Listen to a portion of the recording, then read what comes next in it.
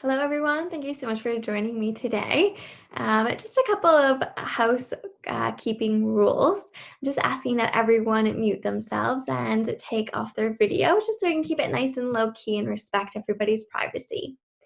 My name is Sarah Lynn, and earlier this week I shared an ebook in a resource group that talked about ways that we can support our children for creating stress-free exam seasons. And the reaction was a lot more overwhelming than I anticipated, and it made me believe that we needed a little bit more help in terms of supporting our children to create those soft skills, specifically resilience and mindfulness. So, this is what we're here to chat about today. We're going to be going through how we can support our children to create resilience and focus and confidence through mindfulness techniques. And then we're also going to be talking about ways that you, as the adult, can model and demonstrate these different techniques. And then we're going to discuss how we can allow our children to really build on those different formats. So, this is our agenda for today. So, I guess a little bit of an introduction. My name is Sarah Lynn, and I am the founder of Bettering Youth, a child focused tuition company where we really focus on that mindfulness and resilience training. So, I am a classroom teacher, a year 3, 5, and 6 experienced classroom teacher. So, this is a tuition session. Good. So opposites are always going to be equal in a rectangle. Really good. So then what would be a side 4? Then 12 plus 3 is 15. And we know that double 15. So that was a really quick, short video just demonstrating how we've adapted our tuition to support the needs of our children through everything that's going on and not being able to be with their peers in the classroom. So that is kind of the birth of Bettering Youth. It started in 2017. We are based in Windsor and Berks, but we have really taken heed of everything that's going on in the world and expanded quite beautifully to allow for an online community for our children. So let's dive on in with what mindfulness is. And I believe the best position to kind of approach this is to see what mindfulness is not. So, mindfulness is not a quick fix. It's not something that we can just tick off the list and be done with. It's not formulaic. You're not going to be able to do X, Y, Z and achieve something specific, which a lot of the times are things that we struggle with. We like certainty and we like to make sure that we're going to get an end result. So, I want to be sharing with you today as well a lot of the different research that supports this. So, you know that anything that we would be using to support your children, it's always going to be based in evidence. So there's a really great picture here that says, is your mind full or are you being mindful? And what I want to take note of is that the mindful side, it's not empty, right? There's still a landscape, there's still a sun. And I think it's really important to note that that landscape is reflected in what that little character is looking at. And the key here is that being mindful is never about finding blank. It's never about stopping our thoughts from occurring, because then that would be us focusing on creating those boundaries around our thoughts.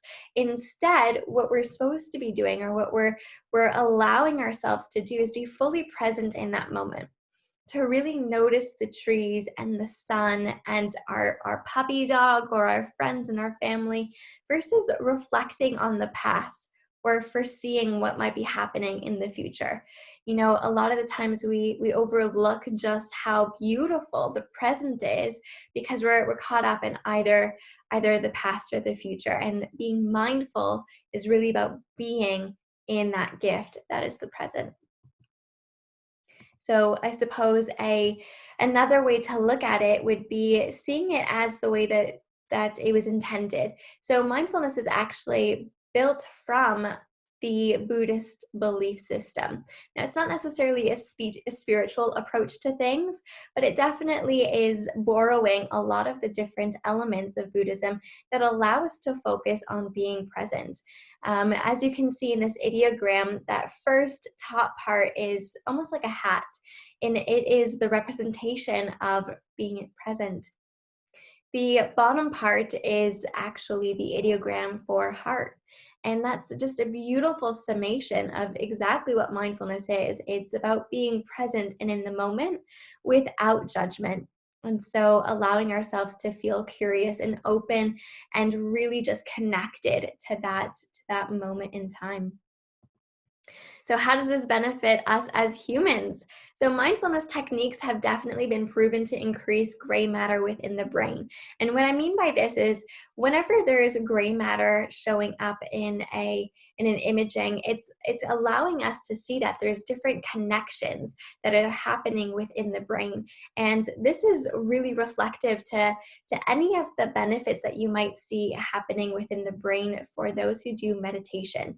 The benefits are quite mirrored in both practices. Specifically beneficial for us who are looking to improve our learning or our memory or even emotional regulation, especially as we're trying to encourage our youth to really take ownership of who they are. This is a really great tool that can help just help boost that part of them. It also increases the space between a catalyst and a response. Now, this is an incredibly useful benefit for us to take advantage of because it ensures that we're never just reacting from that knee-jerk place, that we're creating a space or a pause. Now, we cannot stop time for our children. We cannot stop the world from spinning as much as we sometimes might like to. But what we can do is offer them the tools to feel confident enough to get grounded in their moment, to take that breath before they answer. So that way they're being really cognizant of the words that are going to flow out. It then will allow them to become less stressed and less worried because they are not just reflecting on the past or projecting onto the future, but they're able to stay grounded in the moment. And because of that, you'll notice that they're more joyous and the relationships that they're building around them are more full. So as promised, a couple of different research studies that have definitely stood out for me are specifically this one, who we're looking at fourth and fifth graders. Now, though the fourth and fifth graders are basically students who are between 10 and 12 years old. So a lot of the same age groups that we're currently looking at to prepare for exams. And what they were doing was they allowed them to go through mindfulness meditation for 4 months. And what they noticed was that there was improvements in cognitive control, working memory, and yes, even math scores. Now, I know sometimes we second guess why this might be, but if we reflect back on when I explained the different benefits that mindfulness provide for us, it's increasing the synapses in our brain, or the communication that happens in our brain, that allows for more learning, but also allows for more memory. So knowing that, it's not too hard, it's not too far of a stretch for us to know that that could be a benefit. Another study that was done is in conjunction with the University of Edinburgh, and they were looking at students who are 9 and 10 years old, and they found that the mindfulness program allowed them to focus and pay attention better. And as a teacher and as an educator, one of the main focuses within my classroom has always been encouraging ownership over paying attention and just self-regulating through various tools, and mindfulness is a great use of that ability to support them. It also allows them to pay more attention and concentrate better, which is obviously going to allow them to succeed more in their academic studies. So I guess as a recap, how or what can mindfulness do for your child? And as a whole, it would be increasing their resilience, increasing their focus, allowing them to feel better, and just allowing them to create better connections with their peers as well, by ensuring that they're having more of a reflective approach and allowing that space before that initial reaction or response that typically children will experience a lot of going through middle school and then going into secondary school. So, how can we as adults help? I think there are four main ways that we can do it. The first and foremost would be through gratitude. Now, gratitude is a practice. It's never just something that we can do and be done with. And that's the beauty of how gratitude can link to mindfulness, because when we're in the present moment, we end up seeing so much more that we're grateful for. And if we're constantly recalling what we're grateful for, it's also encouraging us to be more attentive to what's going on. So it's a beautiful cycle that we'd be creating. Another way to encourage mindfulness for yourself is through mindful breaths. Especially right now, there's so much going on and a lot of just a variety in our day, and allowing ourselves to take 5 big, beautiful belly breaths to stimulate the parasympathetic reaction and allow ourselves to feel present before we take on a task is really going to make a big difference. The next tool that you can do is to ask yourself how your body is feeling. A lot of the time we spend our day in the head and we're just ticking off that to-do list, and we're just trying to get things done one after another, going through the motions. But what we're not necessarily realizing is there are a lot of subconscious thoughts going on, but our body realizes them. Our body's always listening. And so if we can pause throughout the day and just say, how am I feeling? Do I feel tension somewhere? Is there something I can do to maybe relieve that tension so I could be more present in this moment and perform better, or support the people around me better? And I guess the last one that it leads us to is to model this whole process. Especially right now, we're in a space where our children are around us a lot more. And so if we're able to sit down for dinner and start a gratitude conversation every evening, that will allow them to start being more reflective as well. If you pause before you begin any homework tasks, or before you sit them in front of the class, before the class, before the screen to interact with their teacher online, if you get them to take those big belly breaths with you, it'll definitely be setting them up for that habit themselves. And of course, talking about how their body is feeling. So this leads me to the mindfulness tips for children. So there's 4 of them that I want to share with you today. And I want to lead off with, how does your body feel? It's a simple question, but it is such a great insight into what headspace our children are in. A lot of times we're asking them, do they feel stressed, or do they feel worried, or how do you feel? And it's too much of an open-ended question, or it's giving them too much of a direct question where they might not be able to identify with the words we're using.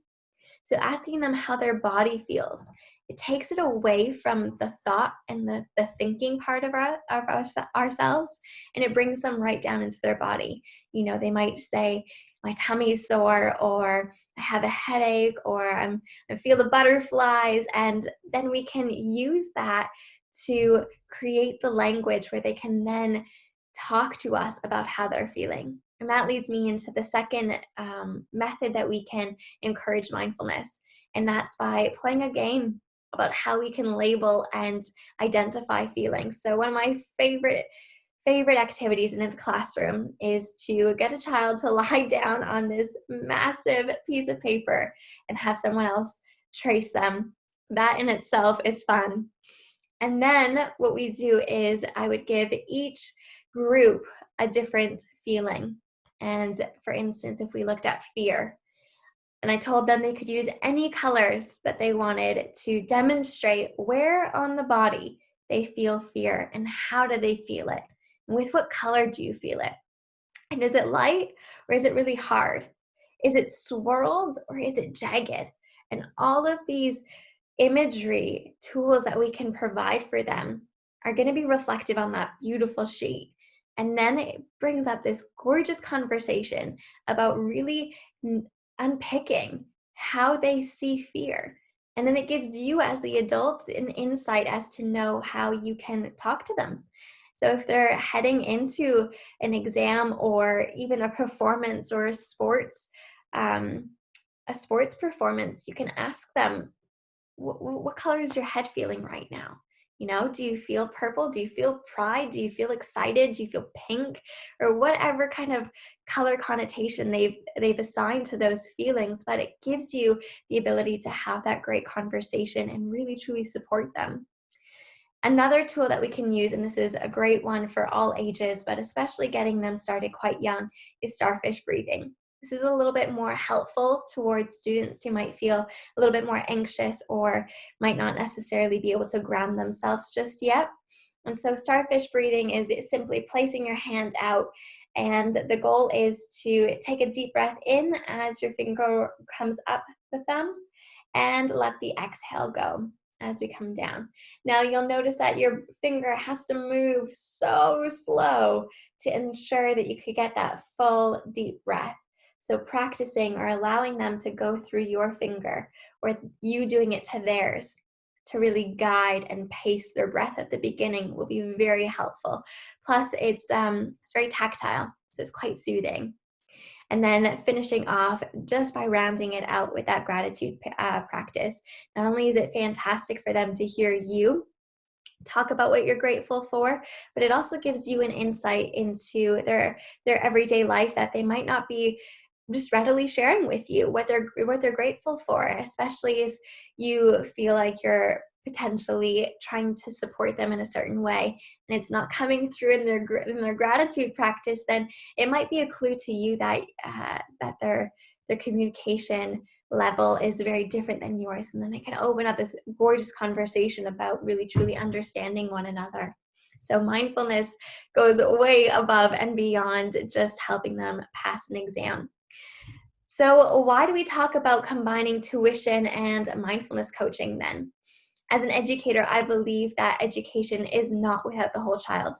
You know, there are Maslow's hierarchy of needs, and if a child does not feel safe and it does not feel like they can express and communicate openly, then there's no way that we can impart knowledge on them. It doesn't matter how expensive the tuition is or how many tools that we're offering them.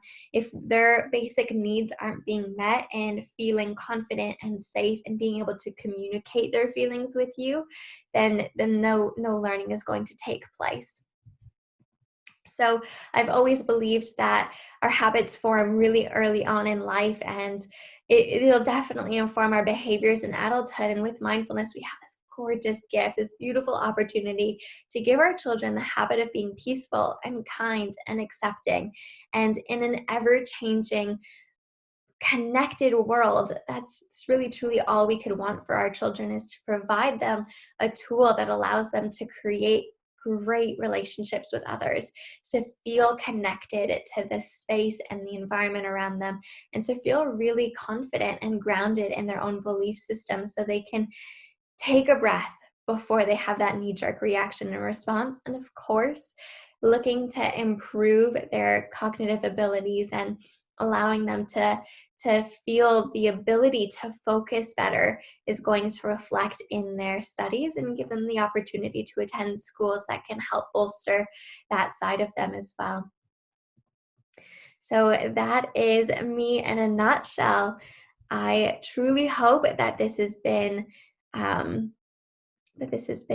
helpful for you and that you have gained something out of this and that you can start to employ those skills for you as an adult so you can start seeing the beautiful benefit of it, and then you can later support and model for your child so they can see the benefits above and beyond the classroom, because I know that we're here to support our children, not for just that one exam or to get into that one school, but we're here to give them the best opportunity possible to go above and beyond the classroom. I'm really grateful that you are here with me today. I'm going to be sending through a follow-up email just to recap these key skills, and of course invite you to have a conversation to chat about this a little bit more, so I can see if there's any other way that I could support you and your family moving forward. Again, I'm so grateful. Thank you so much for connecting with me today, and we will speak soon. Have a great day.